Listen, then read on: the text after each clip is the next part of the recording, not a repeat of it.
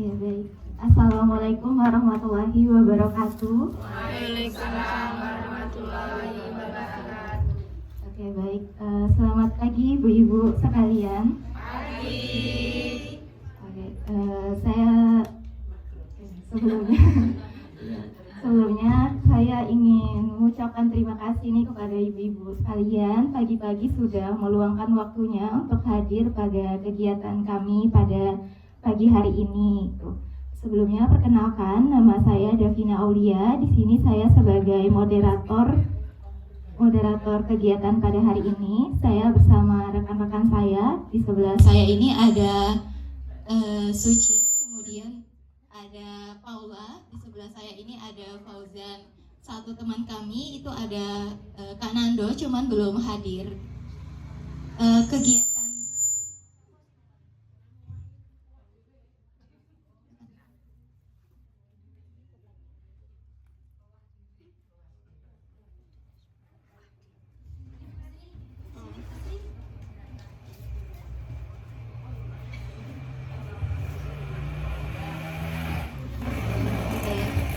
Untuk kegiatan kita hari ini sebenarnya kami ini dari Universitas Mercu Buana Yogyakarta, Fakultas Psikologi, ingin mengadakan sosialisasi gitu ibu-ibu terkait dengan edukasi seksual untuk orang tua.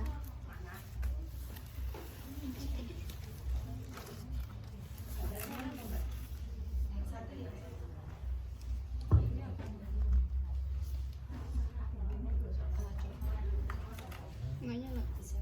Oh itu, yang ini.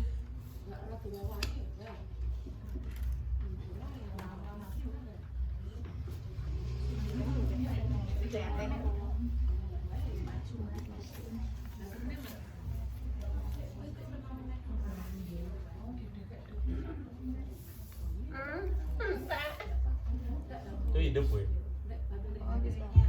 Tapi Baterainya low. Baterainya low.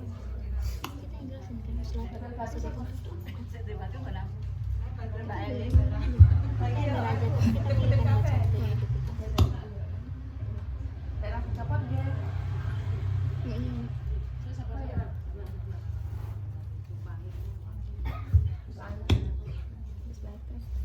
Atau nggak pakai, nggak usah ngomong.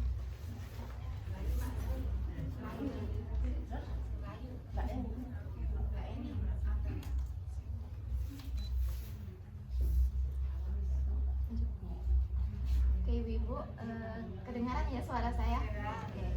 Jadi tujuan kegiatan kita hari ini sebenarnya untuk belajar bersama sama diskusi gitu. Jadi nanti teman-teman saya akan memaparkan beberapa materi, terus kami juga harapannya kita bisa sama-sama diskusi gitu terkait edukasi seksual. Ditutup ya. Bisa.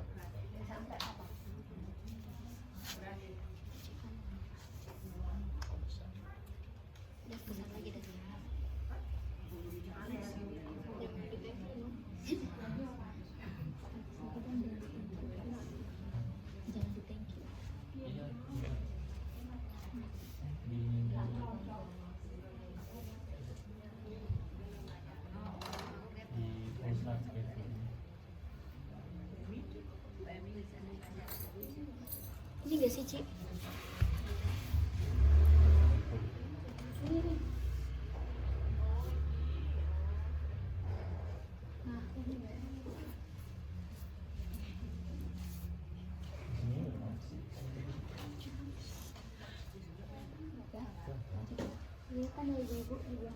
Oke, kita lanjut dulu ya. Untuk kegiatan kita hari ini nanti sebelumnya kami ingin meminta ibu-ibu untuk mengisi lembar persetujuan, terus dilanjutkan pengisian angket sebelum sosialisasi, nanti dilanjut materi, baru yang terakhir itu pengisian lembar angket setelah sosialisasi. Untuk mulai pertamanya mungkin teman-teman dibantu lembar persetujuannya dulu.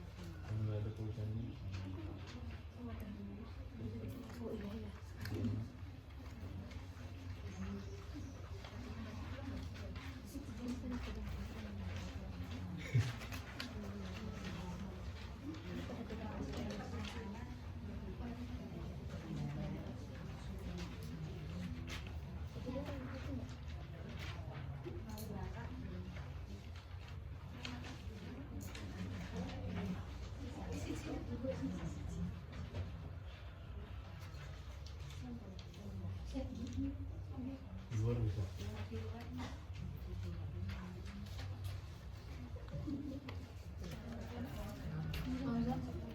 Cukup ya. Bu, ini ada nomor tujuan dulu. Cuma bagi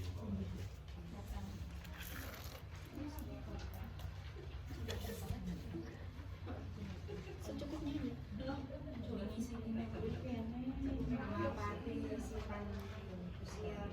Gini aja lah.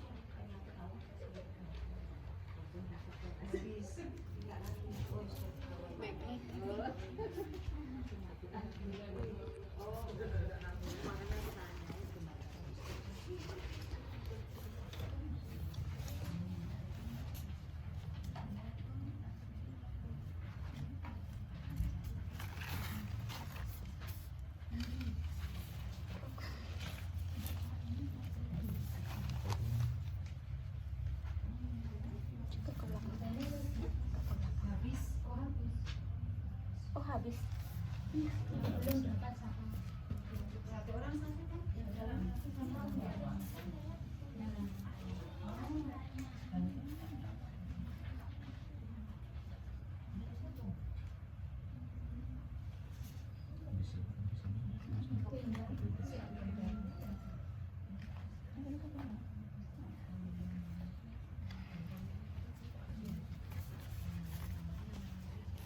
semuanya sama kan 25 berarti. Semuanya 25.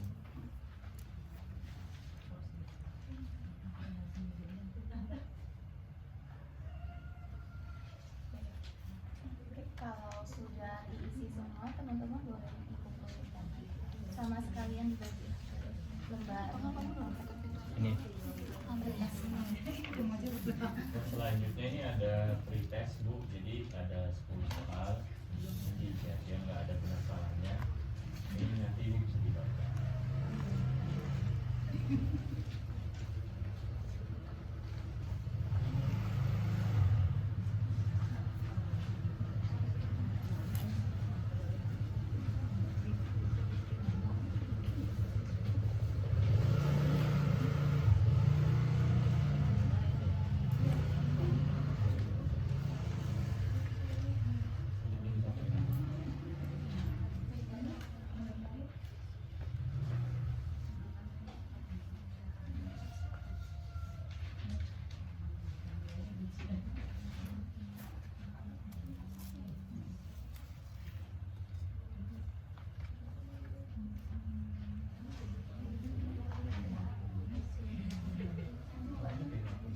Langsung aja Bu ya.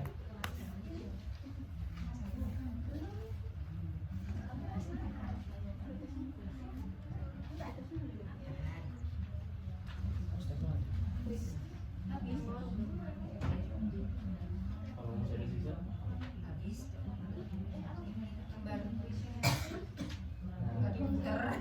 ke depan nanti.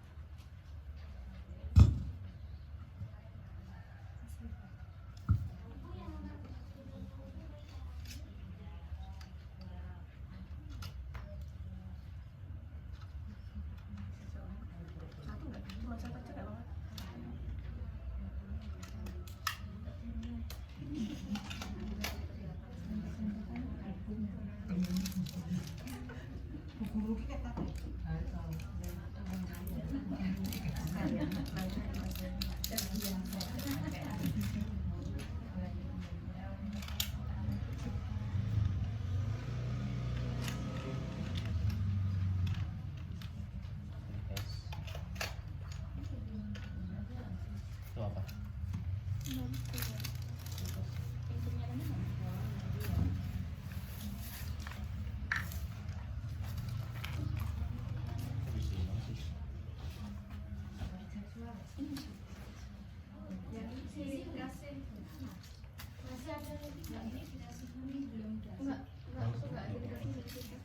Masih ada nggak yang oh ibu belum ya? Masih ada nggak? Kayaknya udah habis ya. Alhamdulillah. Gak apa-apa, banyak yang nggak dapat kok. Ada apa nih? Gabungan. Nggak boleh gabungan. Ya udah ya, teman.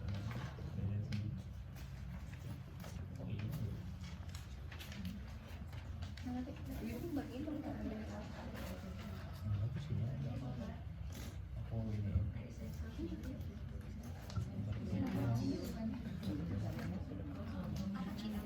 Bagus ini.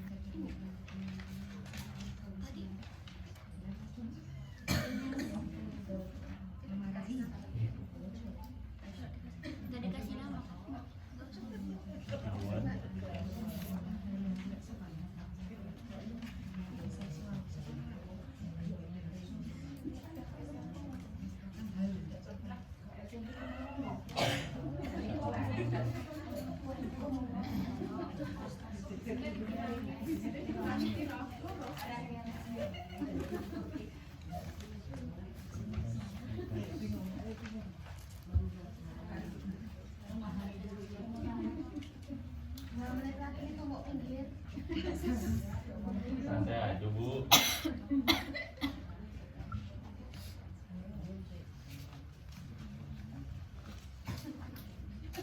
Udah semua? Belum.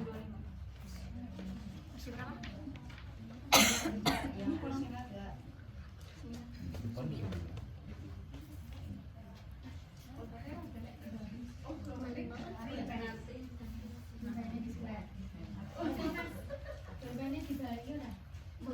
Diambil nggak apa-apa.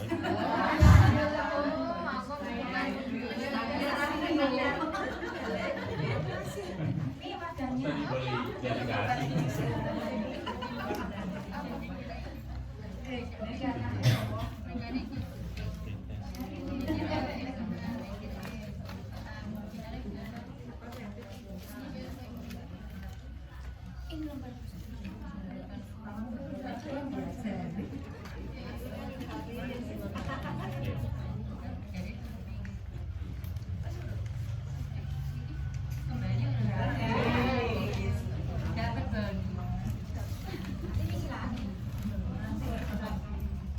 Oke, baik, udah mengisi semua ya ibu-ibu? Ya, gimana ibu terselah mengisi beberapa pertanyaan tadi? Susah ya? Oke. Itu beberapa pernyataan benar salah itu nantinya akan kami gunakan sebagai data awal gitu untuk tugas kami. Ya, mungkin sebelum kita lanjut setelah acara ini nanti kita akan mendengarkan beberapa materi dari teman-teman saya gitu. Tapi sebelum kita masuk ke materi, saya pengen tahu dulu nih dari ibu-ibu yang punya anak remaja siapa aja ya? Oke, banyak ya, hampir semua ya ternyata. Anaknya udah mulai masuk sekolah ya ibu? SMP? SMP, SMA ya? Oke, sudah masuk fase remaja ya. Kalau ibu-ibu sendiri udah mulai ngalamin nggak kalau anak remajanya itu sejak remaja susah diatur gitu? Atau lebih sering dengar kata temannya daripada kata ibunya gitu? Atau kadang suka marah-marah sendiri, pelin-pelan emosinya, sering ya ibu? Oke, jadi ibu-ibu ternyata saat remaja itu merupakan rasa yang cukup penting gitu untuk kita perhatikan, karena pada masa ini itu banyak sekali perubahan yang terjadi gitu. Gak cuma secara fisik gitu yang bisa kita lihat, tapi ternyata juga secara kognitif, secara emosi, kemudian secara sosialnya gitu. Makanya kalau anak remaja itu gak kita bekali dengan informasi yang tepat, maka bakal anak remaja itu bisa aja mendapat informasi yang salah gitu. Makanya penting gitu memberikan edukasi seksual untuk anak remaja seperti itu. Nah, untuk itu mungkin bisa kita lanjutkan ke pemaparan materi untuk tahu lebih lanjut mengenai topik-topik ini. Untuk pemateri pertama, saya akan persilakan teman saya, Paula.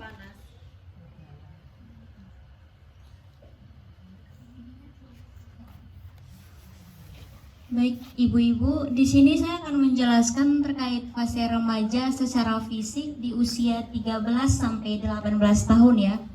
Nah, di sini ada dua tabel.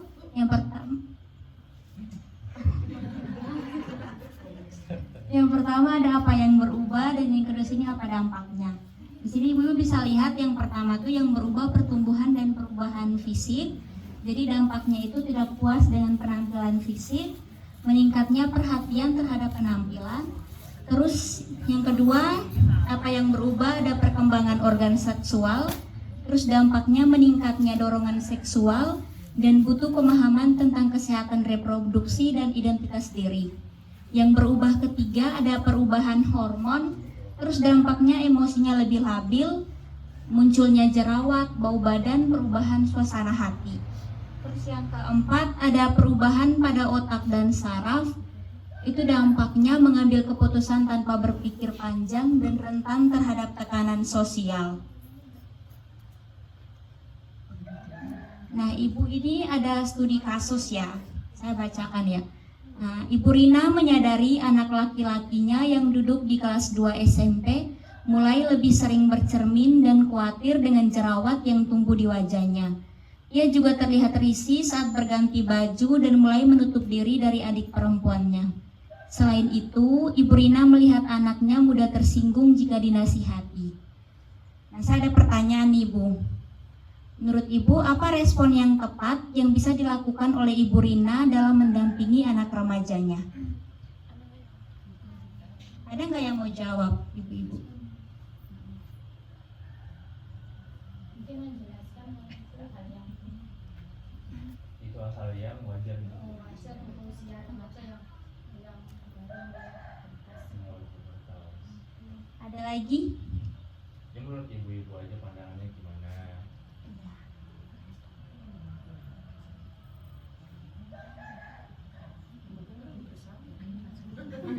Jadi kalian nasihati lebih bersabar. Ya, ada yang mau menjawab lagi ibu-ibu terkait respon yang bisa dilakukan nih untuk Ibu Rina kalau menghadapi anak remajanya gitu. Ya, ya benar-benar.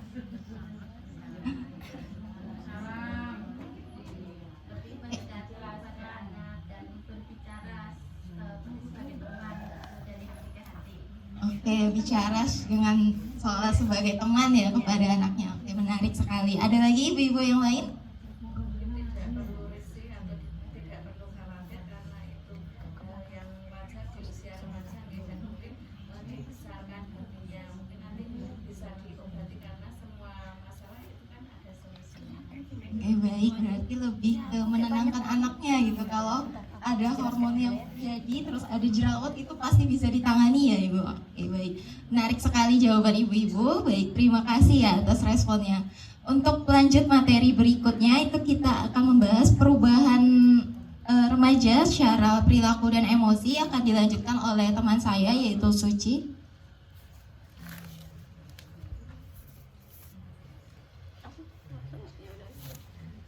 Baik Ibu, jadi perubahan pada remaja ini tidak hanya secara biologis ya, tapi terjadi secara emosional juga. Yang terjadi ini Anda bisa emosi ini berubah jadi lebih intens dan beragam. Dampaknya bisa lebih sensitif, mudah tersinggung, perubahan suasana hati, kemudian bisa terjadi pencarian identitas diri. Lalu dampaknya itu ada bisa terjadi krisis identitas, kebingungan, kemudian eksplorasi minat dan nilai pribadi. Lalu bisa terbentuk kesadaran diri juga, yaitu dampaknya memiliki keinginan untuk diterima dalam kelompok, memicu rasa cemas atau minder. Kemudian memiliki kebutuhan dukungan emosional juga. Dampaknya itu bisa terjadi kesepian dan terisolasi jika tidak mendapat dukungan yang tepat. Lalu anak juga bisa belajar mengelola emosi. Dampaknya itu berperilaku tanpa berpikir panjang, menarik diri dari lingkungan sosial. Kemudian anak juga mulai memiliki ketertarikan dengan lawan jenis. Dampaknya itu anak bisa mulai jatuh cinta, cemburu, dan emosi yang tidak stabil terhadap lawan jenis. Lalu untuk studi kasus ini ada Pak Dedi merasa anak perempuannya yang berusia 15 tahun menjadi lebih mudah marah dan suka mengurung diri di kamar. Ia curiga anaknya sedang mengalami masalah, tetapi setiap kali ditanya, anaknya menjawab nggak apa-apa dengan nada tinggi dan tampak kesal. Menurut ibu-ibu, bagaimana cara membangun komunikasi yang sehat dengan anak remaja dalam situasi ini? Ada yang mau menjawab?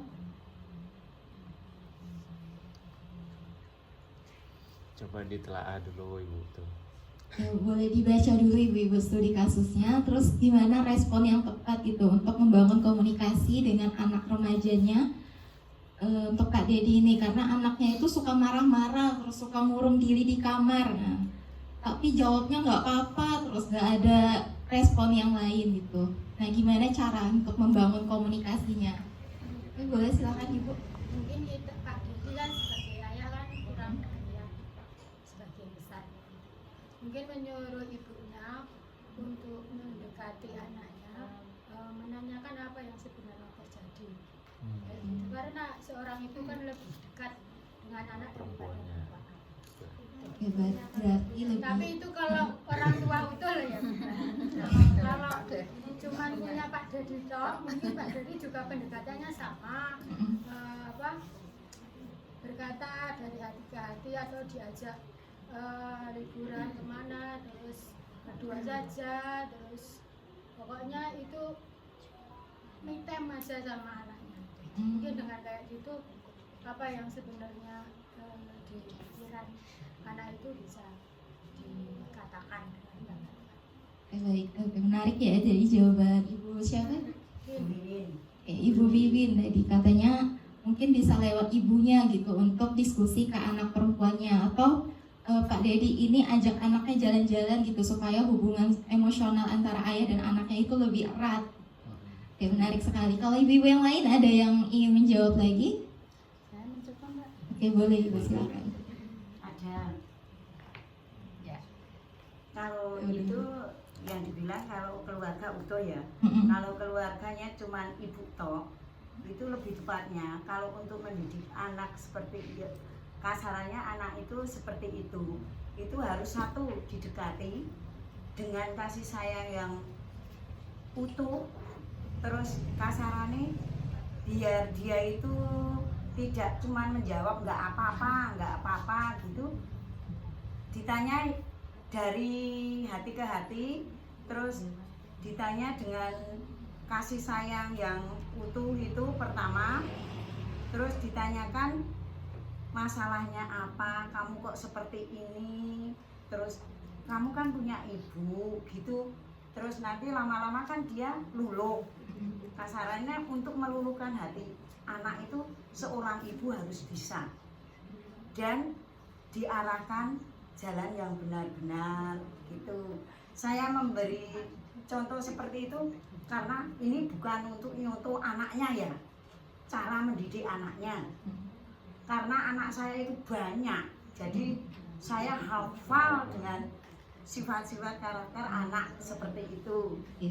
Jadi pertama itu cuma pendekatan, seorang ibu harus dekat dengan anaknya dengan kasih sayang, jangan ditanya yang macam-macam, tanyanya jangan apa masalahnya apa, enggak, kenapa kok kamu bisa seperti ini Tondo gitu. Kalau perempuan, kalau laki-laki ya gitu. Terus wayai belajar juga harus didekati, selalu didekati dan didampingi. Itu untuk mendidik anak supaya menjadi anak yang baik. Terus di pendidikan juga harus selesai. Gitulah kalau saya pribadi loh.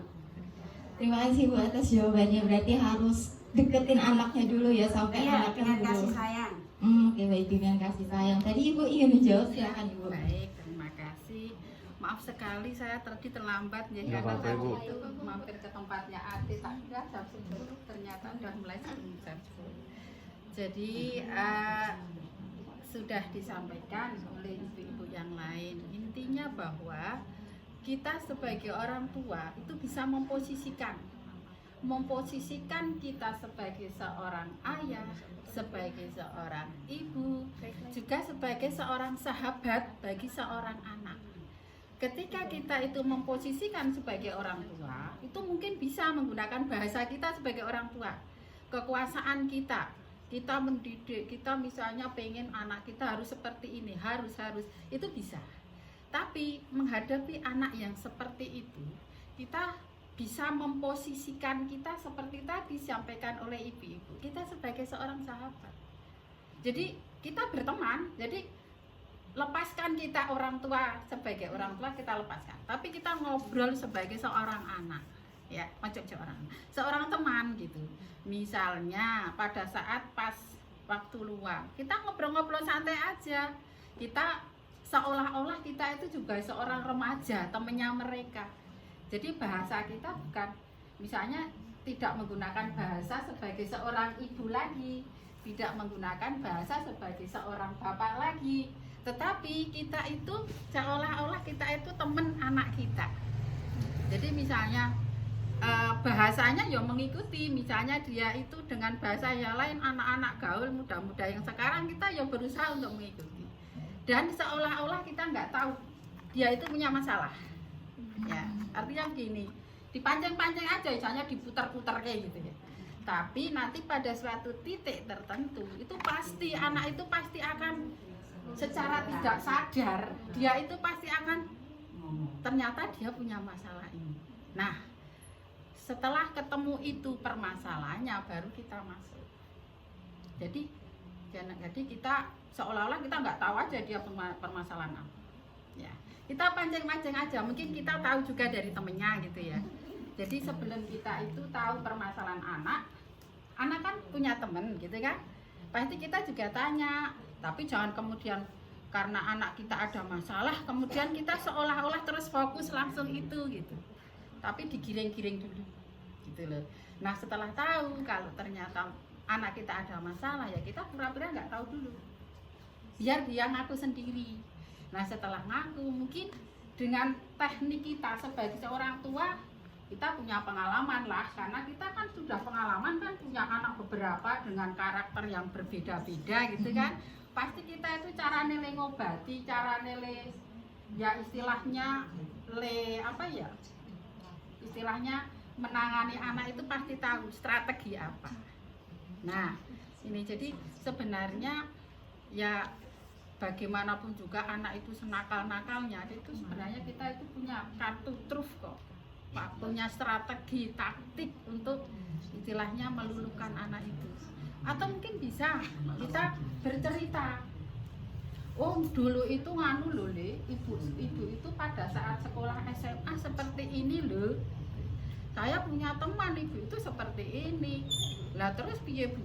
Nah mereka kan nyambung gitu loh. Akhirnya nanti kita bisa, yo kalau masalah seperti ini baiknya ngene wae Nduk. Artinya pengalaman kita itu bisa dijadikan sebagai guru. Dengan pengalaman kita waktu dulu kita sekolah, waktu dulu kita misalnya belajar berorganisasi dan seterusnya, pada waktu kita bapak ibunya pacaran, ya toh?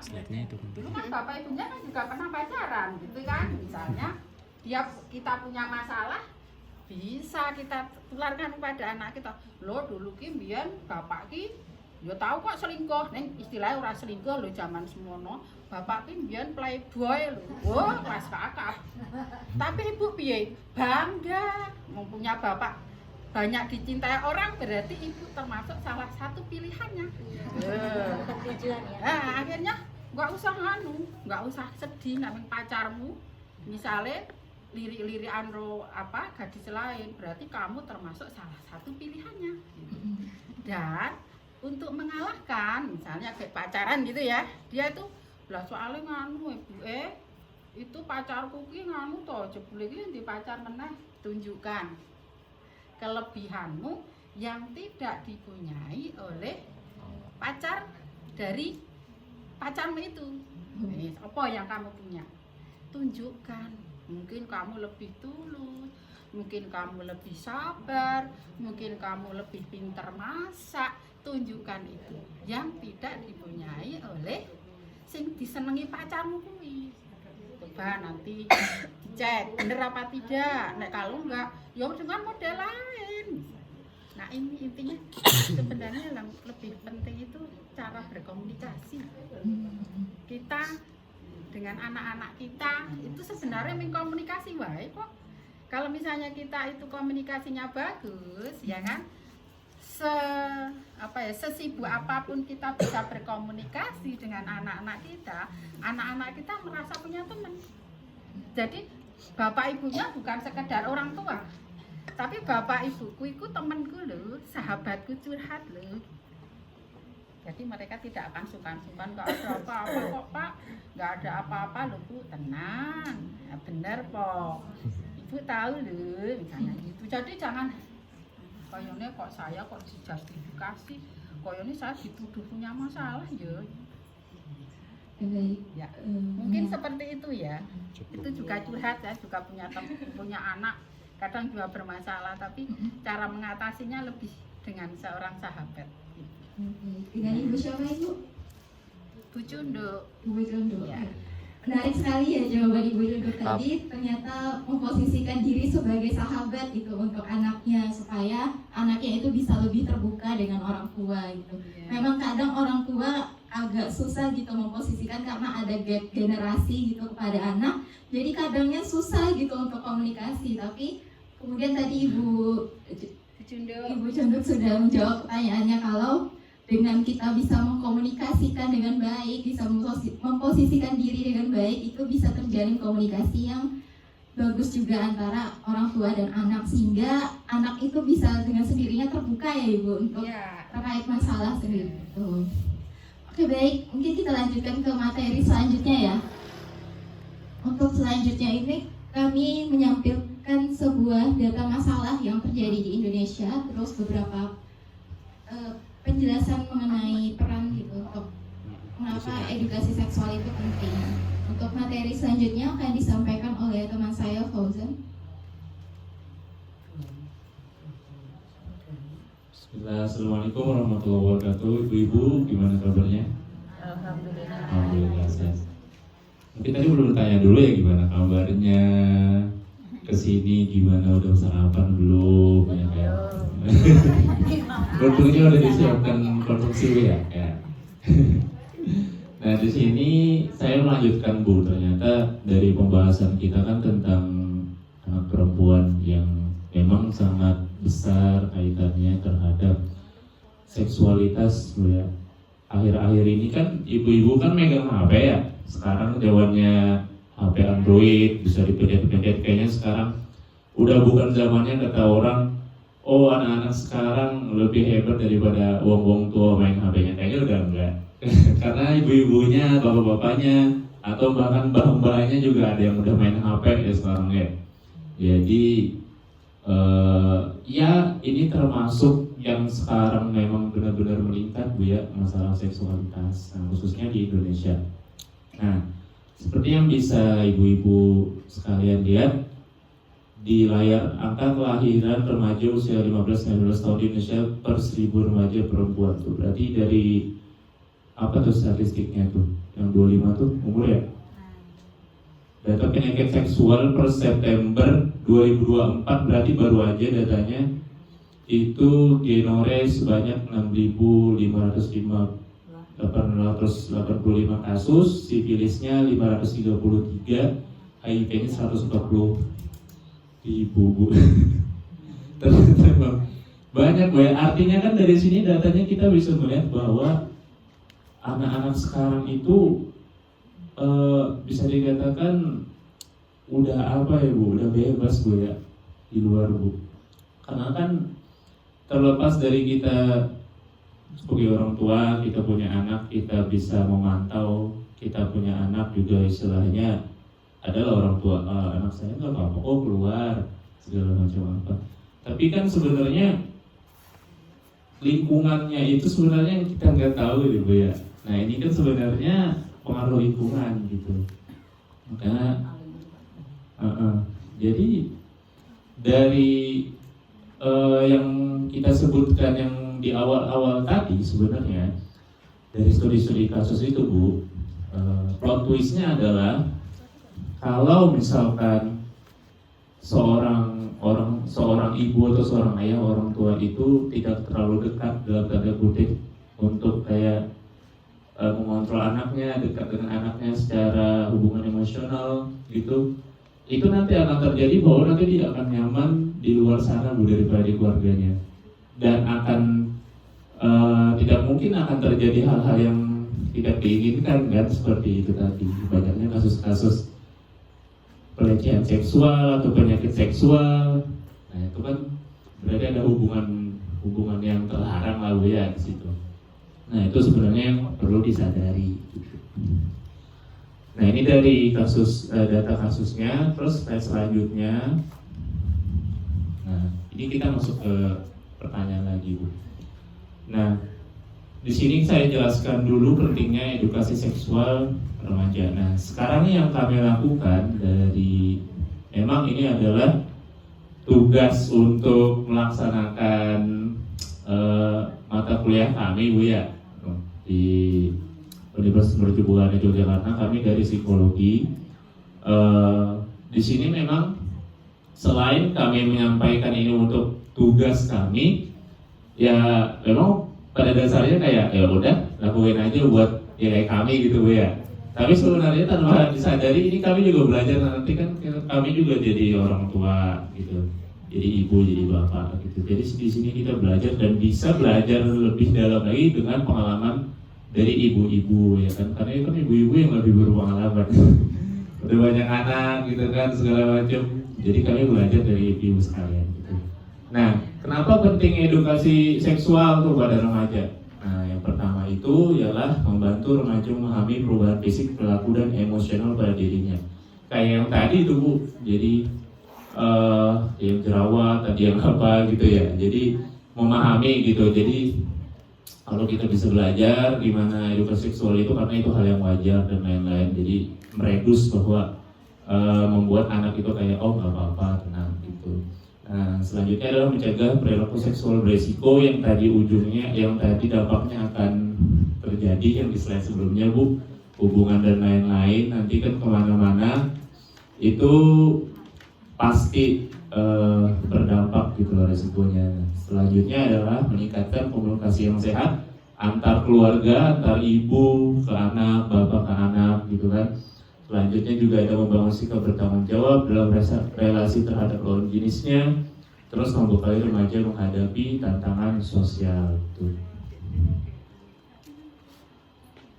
Nah selanjutnya peran orang tua dalam memberikan pemahaman seksualitas kepada remaja. Di sini ada beberapa poin. Poin pertama itu sebagai sumber informasi pertama. Kata orang, bukan kata orang ya, bahkan hadis yang ada bilang bahwa ibu itu adalah madrasah pertama bagi anaknya, gitu kan gue. Jadi memang sumber informasi pertama seorang anak itu ya ada pada orang tuanya, khususnya seorang ibu gitu ya. Selanjutnya ada memberikan pemahaman yang sesuai usianya. Nah, jadi kadang-kadang kita juga harus di sini kami kan belajar kepada ibu-ibu ya. Cuma di sini kami hanya menyampaikan istilahnya poin-poin yang kami masukkan lah data-datanya. Bukan berarti kami di sini lebih tahu apa gimana, enggak. Karena kan kita juga sama-sama belajar dari ibu-ibu bagaimana pendapat ibu-ibu sekalian gitu.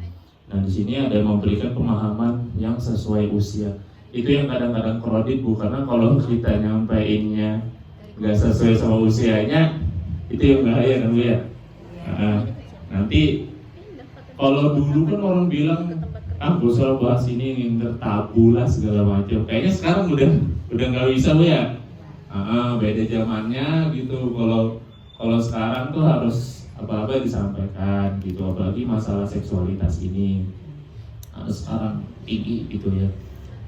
Nah, tadi selanjutnya menanamkan nilai dan norma. Apa yang disebutkan menanamkan nilai dan norma?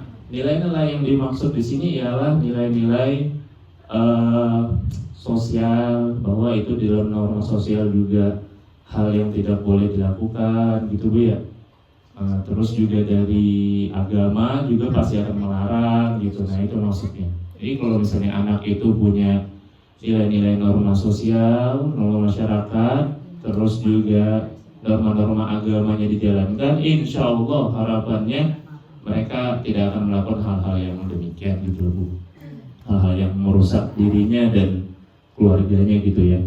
Nah, selanjutnya ada menciptakan komunikasi terbuka. Nah ini lingkungan keluarga tadi Bu, jadi antara lingkungan antara sebenarnya sih menciptakan komunikasi terbuka ini bukan hanya lingkungan apa ya, bukan hanya lingkungan keluarga Bu ya, tapi kayak gini nih penting kayaknya Bu ya, kayak acara-acara PKK atau acara-acara duku yang tiap bulan ngumpul, ada yang disampaikan untuk psikoedukasi, atau ada yang misal ibu-ibu mau menyampaikan aspirasinya tentang seksualitas dan anak perempuan gitu, itu juga bisa. Nah di sini yang komunikasi itu jadi bukan hanya tentang keluarga dan anak, tapi mungkin dari segi apa ya, lebih meningkat gitu, misalnya di desa, terus dan itu kemarin saya waktu kami psikoedukasi yang 1 bulan lalu kayaknya ibu duku ya di ibu kayaknya udah ada kan Bu ya seringnya psikoedukasi dan lain, nah itu bagus banget itu. Jadi kalau bisa juga itu ditingkatkan terus menerus gitu ya Bu, biar belajar gitu kita. Nah selanjutnya ada mengajarkan batasan tubuh dan perlindungan diri. Ini yang penting nih Bu, karena sekarang kayaknya anak-anak pacaran pada barbar, karena saya tahu saya laki-laki kan. Jadi kita harus mengajarkan batasan-batasan dan perlindungan diri bagi perempuan, khususnya perempuan, karena kan yang rawan untuk di ini kan perempuan Bu ya. Sasarannya masih perempuan Bu. Iya makanya, jadi dan mungkin anak juga udah pasti tahu gitu lah, pasti tahu. Cuman memang ini kan mengajarkan bahasa tubuh dan perlindungan diri ini mungkin bagi yang masih umurnya yang, karena kan banyak kasus bukan hanya anak-anak yang remaja Bu ya, anak-anak yang SD itu banyak Bu kena pelecehan khusus seksual yang kemarin Ibu bilang juga kan. Jadi yang sini yang bisa diterangkan untuk mengajarkan pada satu perlindungan diri itu terhadap anak-anak kecil, anak yang punya IBB yang umurnya mungkin di bawah 15 tahun ya, masih SD misalnya gitu. Nah, jadi kalau ada orang kayak orang asing gitu atau apa yang ini ya bisa diinin, karena anak-anak itu kan pada saat tidak mengerti Bu ya. Dengan ketidakmengertiannya itulah ada orang-orang yang ini ya, ada ya pokoknya predator gitu. Predator anak kecil ya kan banyak gitu kasusnya. Nah, jadi diajarkan kepada anak-anaknya gitu. Itu selanjutnya ke studi kasus. Nah, kita masuk studi kasus. Jadi ini masing-masing slide itu ada studi kasusnya gitu Bu. Nah, di sini bisa dibaca, Ibu bayangkan suatu malam dia saja melihat notifikasi pesan masuk di ponsel. Nah, dari pesan itu Ibu baca bahwa anak Ibu sedang berbicara dengan lawan jenis dan membahas hal-hal yang belum pantas untuk usianya gitu. Misalnya ini mencoba berciuman seperti teman-temannya, atau mengatakan bahwa ia penasaran tentang hubungan laki-laki dan perempuan. Terus Ibu kaget kan, karena kan gak sesuai umurnya tuh. Nah, di satu sisi Ibu merasa kecewa dan khawatir juga. Nah, kira-kira jika menghadapi situasi itu, apakah Ibu akan langsung menegur anak remaja atau memilih diam terlebih dahulu? Maksudnya cara nyampainya gimana Bu? Karena kan Ibu punya rasa khawatir, kenapa nih? Gak sesuai gitu, maksudnya di umurnya udah membicarakan hal-hal seperti itu gitu, seperti demikian tentang seks dan lain-lain. Nah, kira-kira Ibu ada pendapat lagi nggak?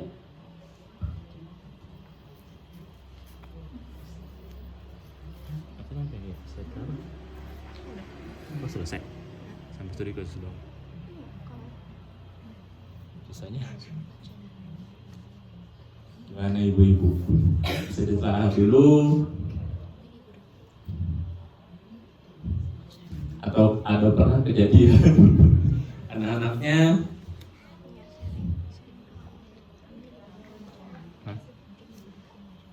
Ibu Duku mau menjawab, memberikan aspirasinya. Apa yang mau dulu? Yang di luar ya, oh iya Bu, nggak apa-apa Ibu. Assalamualaikum warahmatullahi wabarakatuh. Waalaikumsalam warahmatullahi. Kasus yang ada di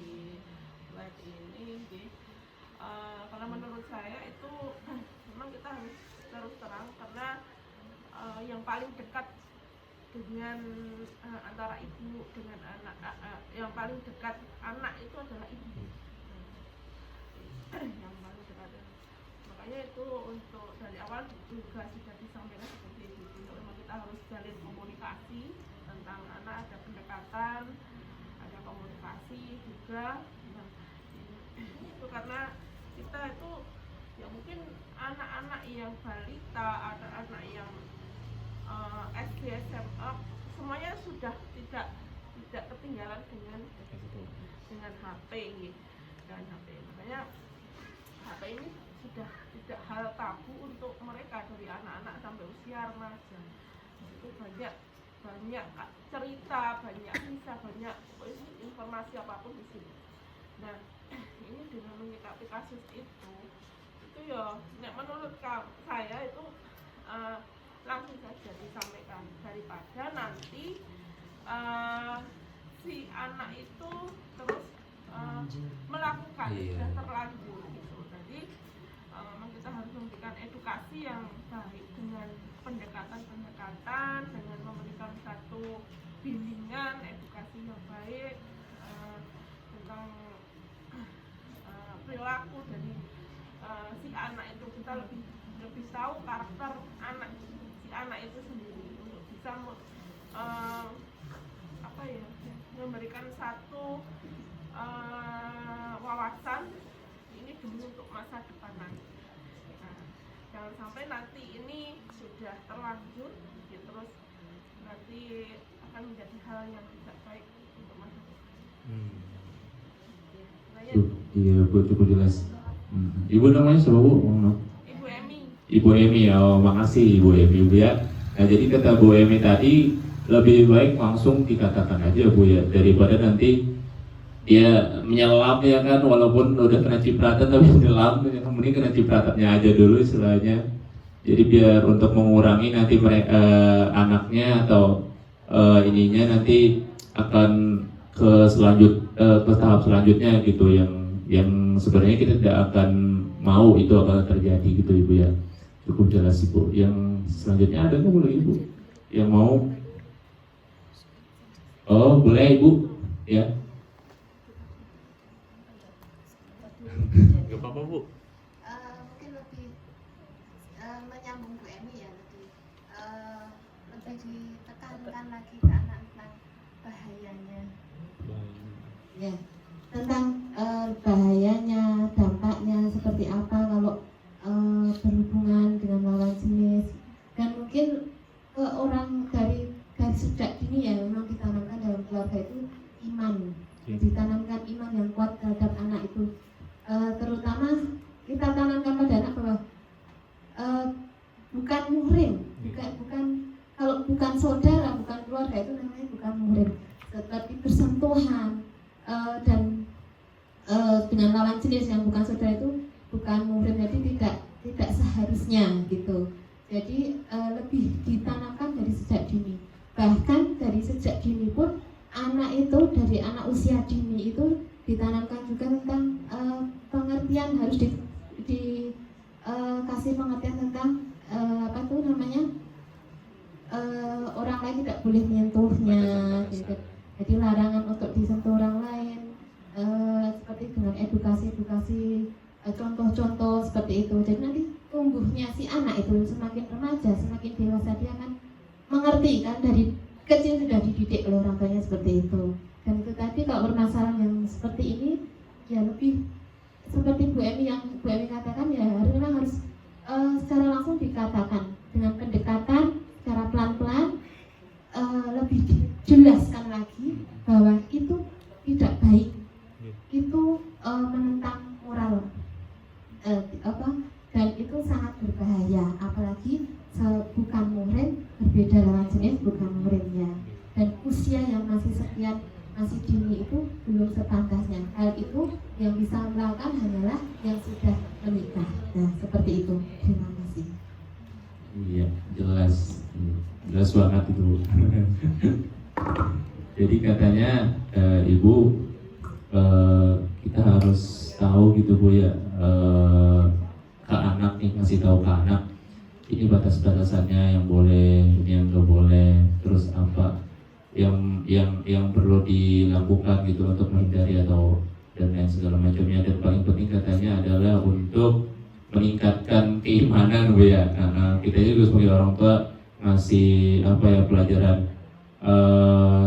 moral-moral moral sosial, terus pelajaran ilmu agama gitu, Bu ya, untuk anak tersebut gitu. Jadi anaknya bisa ada apa ya, ada cara pandang lah sebenarnya, oh ini nggak boleh gitu ya. Cukup jelas. Ada lagi Ibu yang mau? Yang tadi udah juga mau lagi, nggak apa-apa Ibu. Oh Ibu dulu. Oke.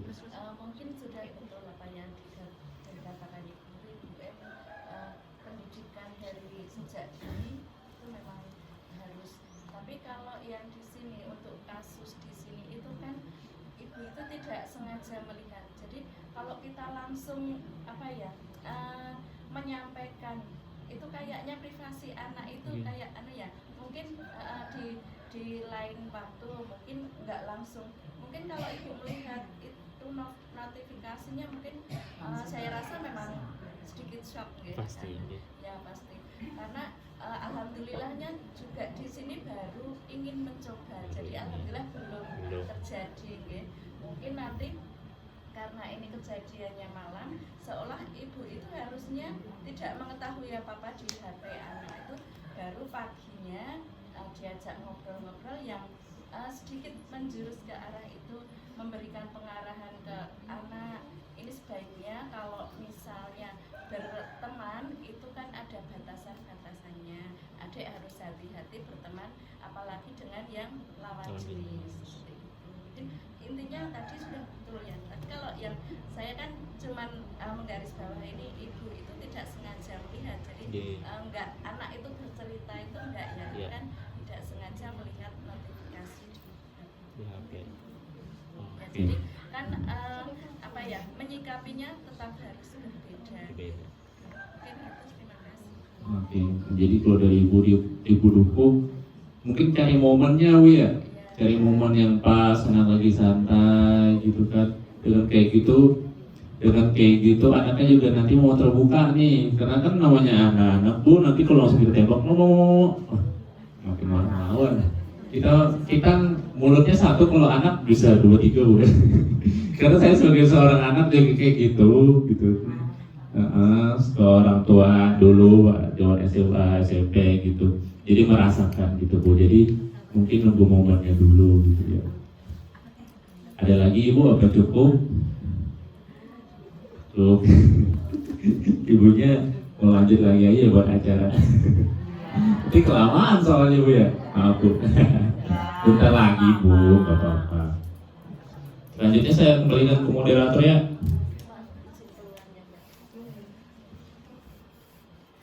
Oke, baik, terima kasih atas pemaparannya teman-teman saya. Kemudian juga antusias ibu-ibu tadi sudah menyampaikan berbagai pendapatnya masing-masing ya. Nah, untuk materi selanjutnya itu ada hambatan orang tua gitu. Itu akan dilanjutkan oleh teman saya itu kanan. Slide-nya slide kamu.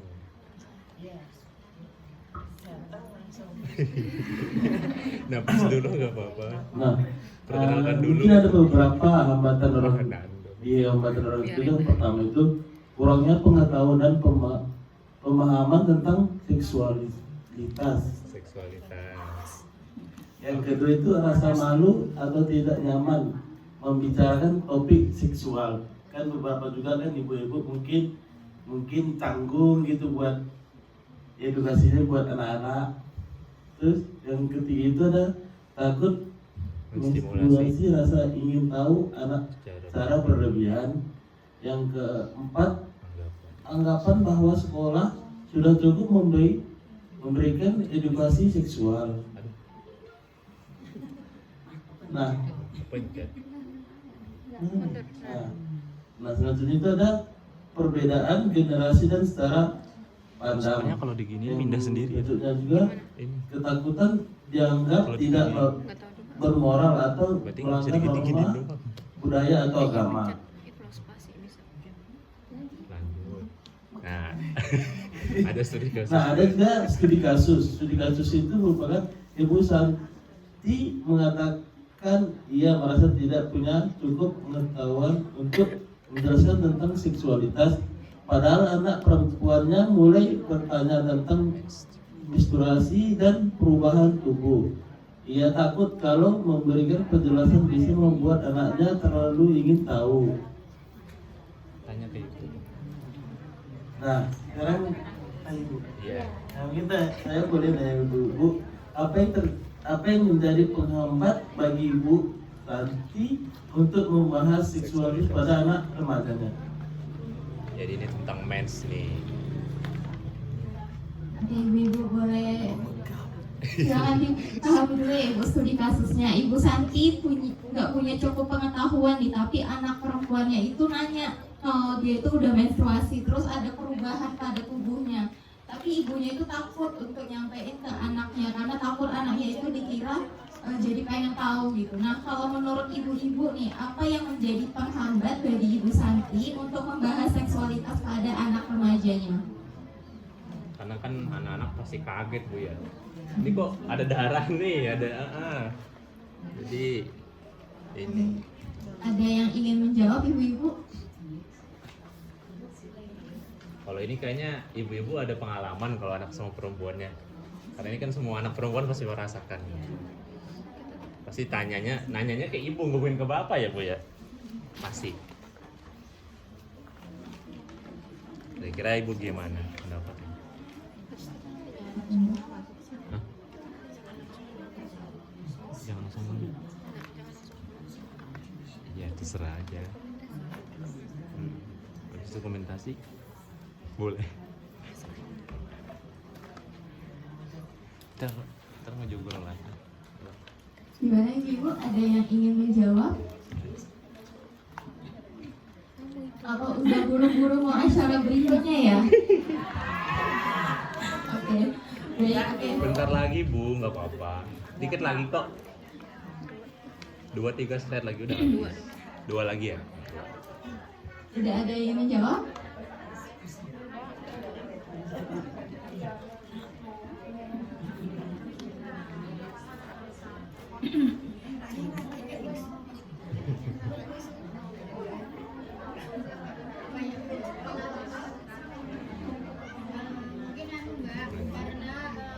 Pendidikannya Ibu Santi itu kan mungkin ya hanya lulusan SD atau SMP sehingga pengetahuannya terbatas dan mungkin dia itu untuk scroll HP apakah dia punya HP atau enggak kan kita nggak tahu toh. Jadi untuk mencari pengetahuan itu kan harus juga perlu, kalau zaman sekarang perlu HP dan seberapa sering dia itu mendapat penyuluhan atau kumpul-kumpul bersama ibu-ibu lainnya yang membahas tentang berbagai macam tentang seksualitas. Mungkin ini penghalannya adalah pendidikan dan kedekatan sama anak mungkin dia perlu juga Berarti mungkin karena ibunya masih kurang pengetahuan ya untuk memberikan edukasi kepada anaknya. Baik, terima kasih Ibu atas jawabannya.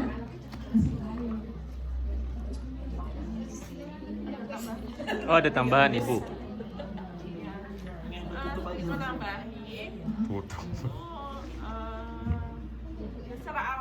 Secara alami itu nah ibu kan sudah pernah melahirkan, sudah pernah mengalami dari menstruasi pertama itu usia berapa. Nah, aku mikirnya seperti itu. Misalnya saya bikin, aku mikirnya seperti itu. Nah, itu berarti kamu sudah menginjak dewasa, kamu sudah menstruasi, perubahan hormon. Jadi memang harus ada pendekatan pengawasan ataupun lebih hati-hati bergaul terutama dengan lawan jenisnya. Terus nanti itu pun tidak hanya darah, perubahan di darah, mungkin dari ini payudara dengan sudah mulai tumbuh. Mudah-mudahan ini sudah ada ria, kemaluan dan yang lainnya, ada perubahan itu. Nah, mungkin risiko atau bukan itu perlu dijelaskan. Kan untuk edukasi seperti itu kan sekarang sudah banyak ya, mungkin di sekolahan itu sudah mulai, terus di posyandu remaja ini kan ada posyandu remaja juga sudah mulai pengenalan yang seperti itu. Jadi memang kita sebagai orang tua itu memang harus cerdas untuk menjaga pola asuh anaknya. Jadi harus anak itu untuk bisa mengerti, untuk bisa informasi lebih luas tentang seksualitas. Baik, terima kasih Ibu atas jawabannya. Jadi perlu memberikan penjelasan gitu terkait perubahan-perubahan yang terjadi pada anaknya.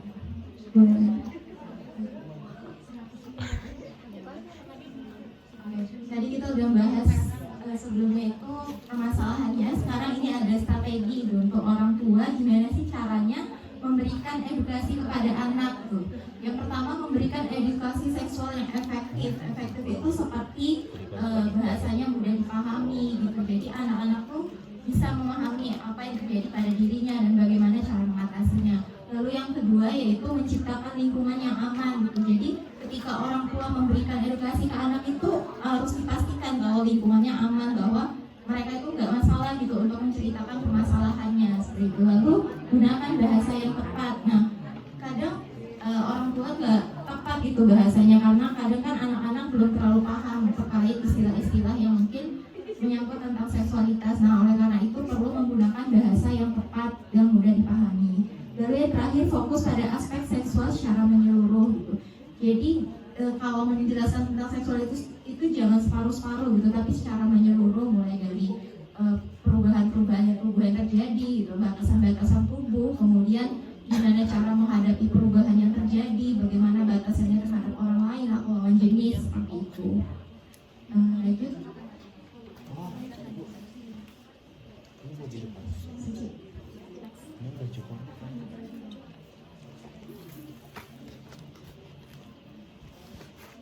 Oke, ini studi kasus yang terakhir ya ibu-ibu. Pak Hendra dan istrinya mencoba membangun komunikasi terbuka dengan anaknya yang berusia 14 tahun.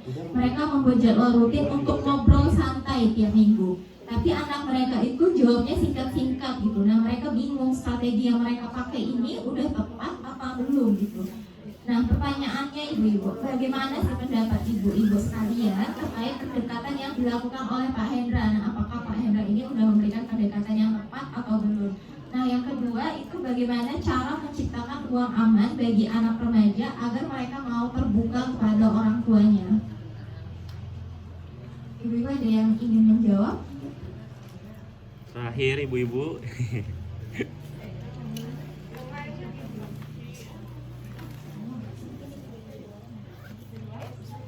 Ada yang mau? Kayaknya Ibu-ibu yang di luar ada yang ingin menjawab? ibu-ibunya nggak lihat SPPT-nya.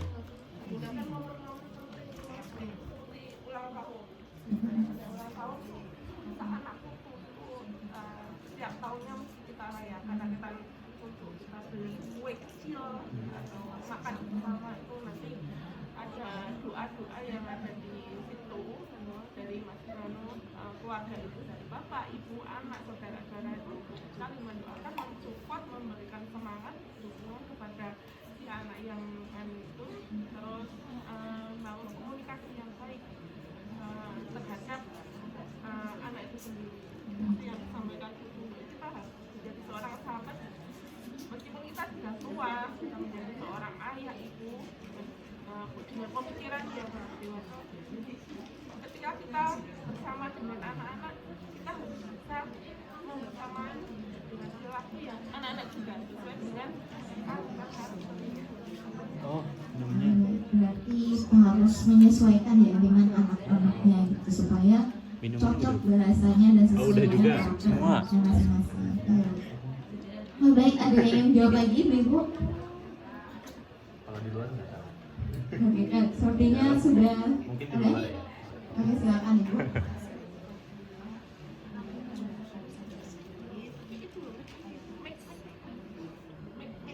Ya, sudah. Sudah. Iya, mungkin tadi kasus yang dialami Pak Hendra dan istrinya ini untuk Belum hidup ya.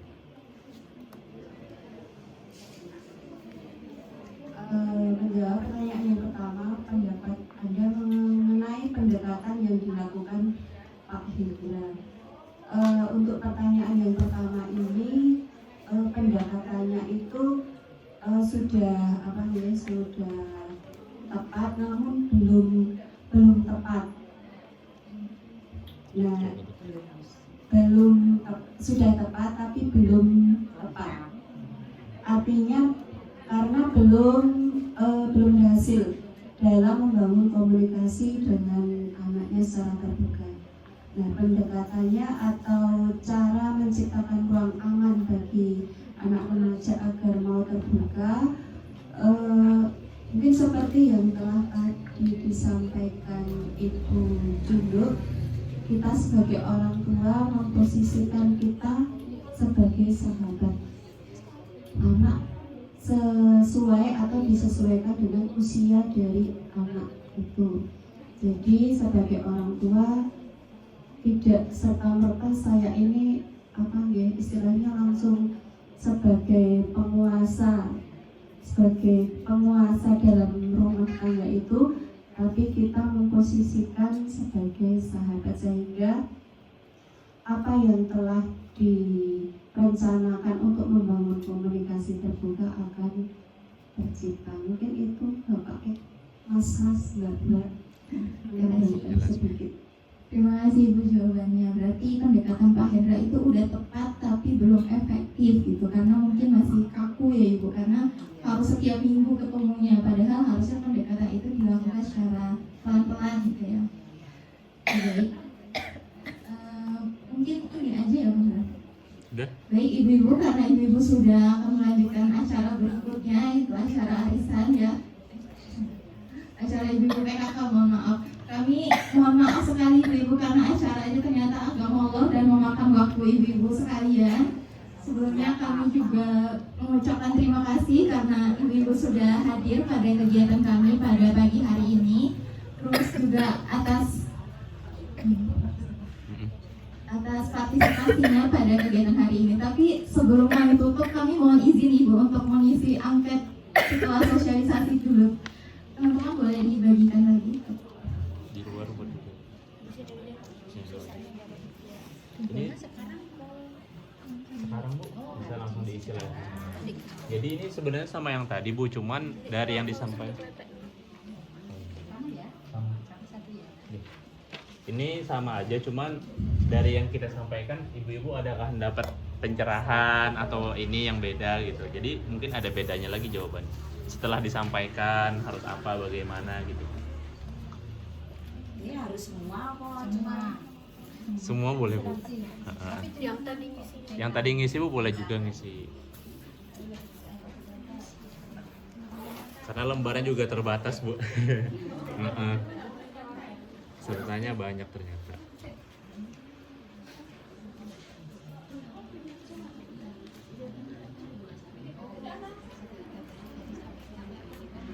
Nando, mantap.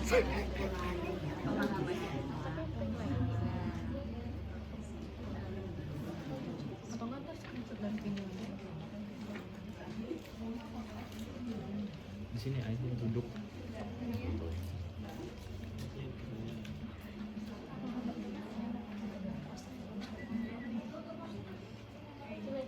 Tadi baunya nggak mulai-mulai kasih.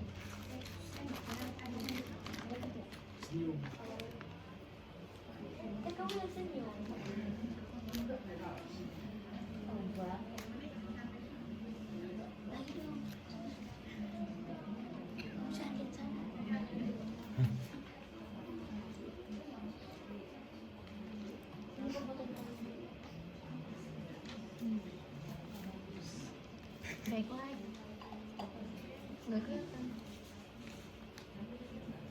Nado.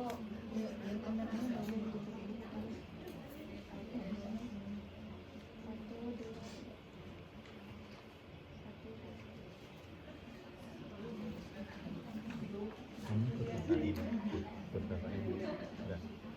Kalau ini. Konversi ya? Oh aku ikut. Oh ikut. Siapa tahu konversi. Yang bisa kampus mengajar. Iya aku baru tahu. Kalau tahu ikut ya. Skripsi aku bisa konversi, tapi kalau habis jurnal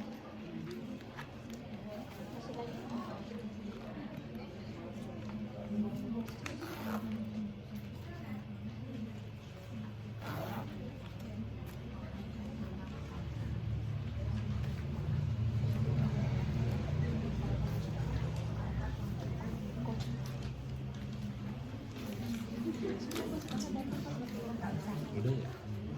Coba aja sampai. beresin. Ya udah cepat aja beresin.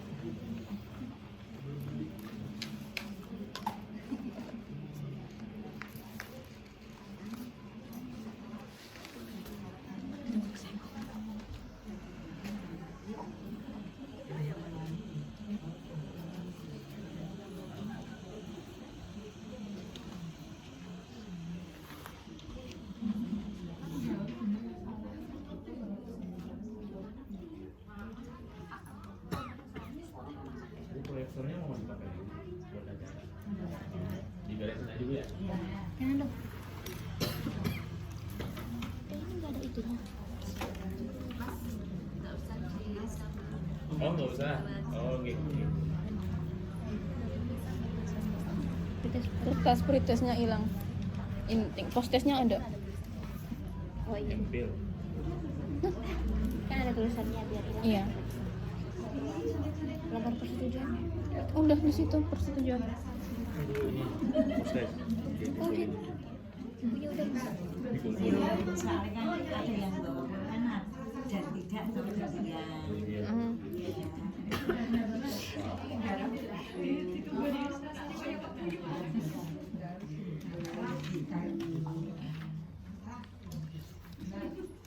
Berapa ini? 25 semua. Itu yang tadi jadinya 24. Ya udahlah. Apa juga sih? Semuanya kita samain 24 aja nanti. Iya gitu aja. Berapa jam tuh? Sejam 14. Ini dikirimnya kemana? Nggak tahu. Oh gitu. Minum dulu sambil Ye. ini sambil itu jajanannya dimakan. Kasih ya ibu. Iya. Nando, senyum ke sini. Sambil nunggu selesainya mengisi itu loh. Takut. Apa?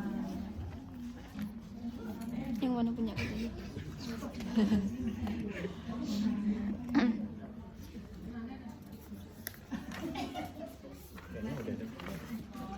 Udah 25 belum? Sudah mengisi semua ibu-ibu? Sudah, oke.